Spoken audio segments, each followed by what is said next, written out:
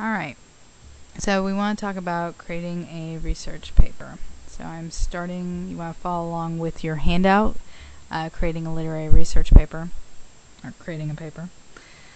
Basically, creating a paper is not unlike writing an essay. We're going to follow a lot of the same steps that we would with an essay. However, in a paper, you're going to be quoting the heck out of your primary source material, probably, or summarizing it. Of course, you want to give credit to that short story, to that author. But we will be primarily focused on that work, so we probably will paraphrase and quote that a whole bunch. And then we will use secondary source material, literary criticisms and articles from scholars and professors that support your argument.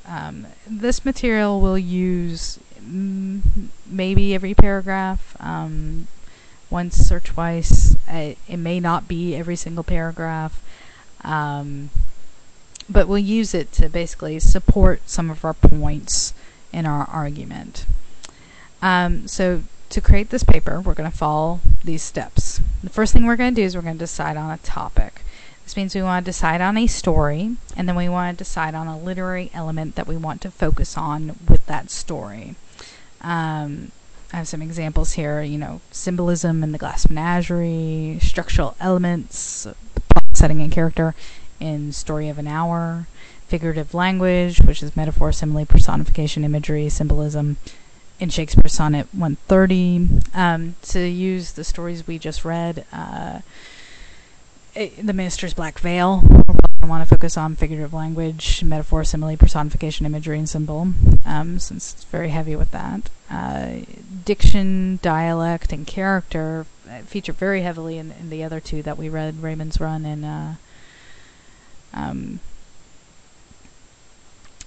Only the Dead Know Brooklyn.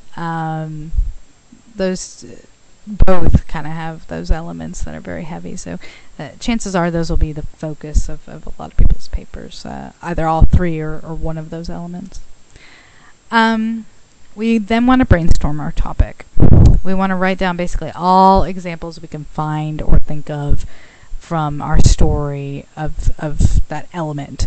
So, if we're writing about figurative language in The Minister's Black Veil, we're going to go through The Minister's Black Veil and we're going to highlight or indicate, underline, write down every metaphor, every reference to a symbol, every simile, every use of personification, every use of imagery.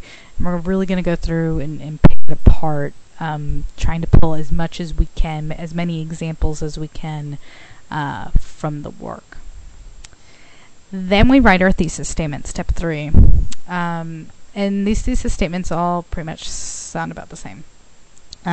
Always, the author uses this X literary element in Z work to emphasize or to prove or to show blank purpose or theme. So, for example, we've got Tennessee Williams uses symbolism in The Glass Menagerie to emphasize the struggles of the Wingfield family and establish the work as a memory play. Example 2, we're talking about Story of an Hour, the structural elements of Story of an Hour, so the character, plot, and setting of that story allow the reader to explore Chopin's theme of the female trapped within constraints of society. So basically it's revealing something about the theme. Shakespeare's use of figurative language in Sonnet 130 reveals the speaker's unconditional love for the addressee, so the purpose, it's getting at the purpose.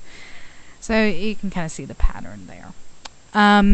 Step 4, we're going to conduct research, and I'm going to have a little more on how to conduct research in a different presentation. But essentially, when we conduct research, we're looking for secondary sources.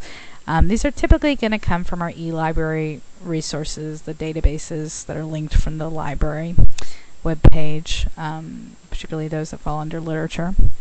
And we're going to be looking for quotes from these sources or ideas from these sources that we could paraphrase that support our argument.